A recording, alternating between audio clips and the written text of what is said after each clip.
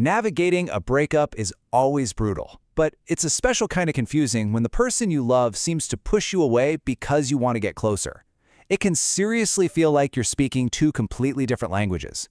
Well, in this explainer, we're going to try to help you understand their language and figure out what it might take to actually reconnect. So what is actually going on inside their head? Let's be clear, this isn't about learning some secret tricks or mind games. It's about genuinely trying to understand a completely different emotional world, because that's the only real foundation for whatever might happen next. Before you even think about sending that text or making that call, the very first step, and it's the most important one, is to understand their mindset. Because if you don't get a handle on their internal landscape, pretty much every move you make is probably going to miss the mark. Now, this isn't about them being cold or heartless. You have to see it for what it is, a deep-seated protective strategy. For someone with a dismissive avoidant style, total independence feels like survival. In emotional closeness, that can feel like a direct threat to their survival. It's an entire belief system built around self-protection. And here's the part you really have to let sink in. What you experience as love and connection and intimacy, they often perceive as pressure. The need to always be strong and perfect means that being vulnerable feels like failing. So when they pull away, they're not always rejecting you personally, they're running from something that feels like a massive threat to their entire sense of self. This slide shows their internal tug-of-war so perfectly.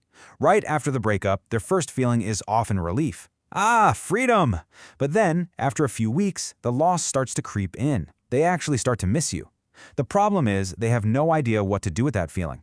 They might feel foggy at work or can't sleep, and instead of thinking, wow, I'm heartbroken, they'll think, I must be really stressed, or maybe I'm getting sick. Understanding this helps you, because you can see their confusion isn't about you, it's just how they're wired. Okay, let's move on to the next phase, which is, without a doubt, the most important part of this whole process. And here's the paradox, it has almost nothing to do with your ex. It has everything to do with you. This slide basically shows how your gut instincts are often the exact opposite of what actually works. Those anxious urges, like blowing up their phone or demanding answers, they just confirm all their fears that the relationship is suffocating. The effective path is all about creating the right conditions for them to genuinely feel your absence and start to miss you. And let's be super clear, this isn't about playing games or trying to make them jealous.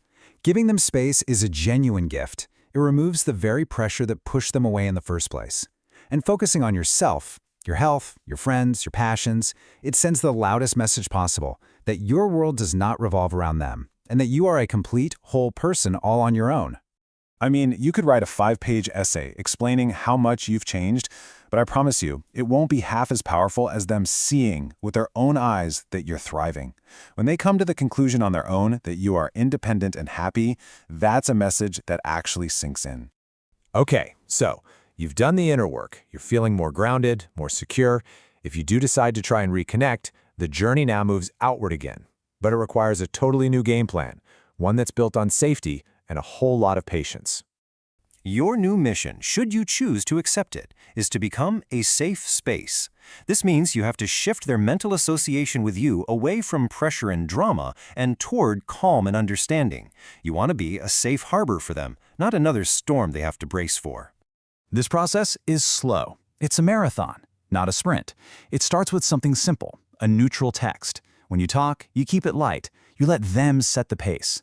And most importantly, you have to be consistent. You're showing them day by day that interacting with you is no longer a high-stakes, emotional minefield. It is absolutely critical that you manage your own expectations here. When you reconnect, you might be at 150% certainty that you want this to work. They are likely sitting at about 20%. They're scared, they're unsure. Your job isn't to drag them up to your level, it's to be patient and create a safe enough space for their certainty to grow on its own, if it's meant to. And now we get to the final, and maybe the toughest part of this whole thing. You have to take a hard, honest look and figure out if you're walking this path together or if you're the only one walking it at all. You have to ask yourself this question with brutal honesty. It's the only way to protect yourself from getting stuck in a one-sided dynamic forever, where you're the one giving everything and they are just kind of there. Think of this table as your reality check. Are they actually taking accountability for their part in things? Are they maybe seeking help, like therapy? Are you seeing them slowly, even just a little bit open up? Or are you just stuck in that hot and cold loop where all the effort comes from your side? You have to look for real actions, not just words you hope to hear.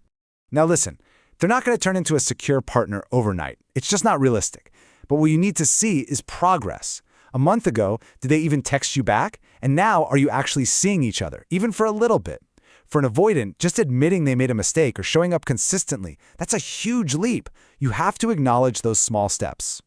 And while you're keeping an eye on their progress, never ever lose sight of this. At the end of the day, there is only one person whose behavior and attachment style you can actually change, your own.